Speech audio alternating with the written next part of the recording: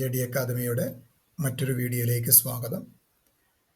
Haemophilia രോഗികൾക്കുള്ള ധനസഹായത്തെക്കുറിച്ചാണ് ഇന്നത്തെ വീഡിയോയിൽ പരാമർശിക്കുന്നത്. സമാശ്വാസം 3.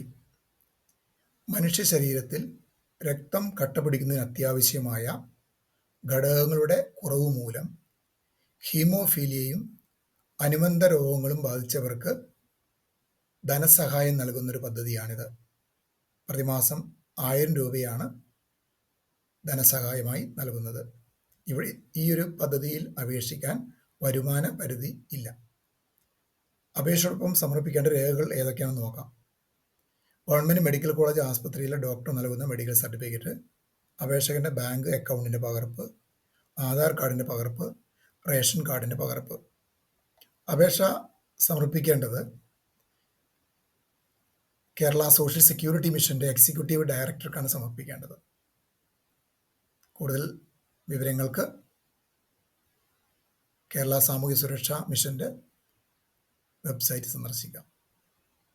അതിൻ്റെ ലിങ്ക് ഈ വീഡിയോയുടെ ഡിസ്ക്രിപ്ഷൻ ബോക്സിൽ നൽകിയിട്ടുണ്ട്. Thank you.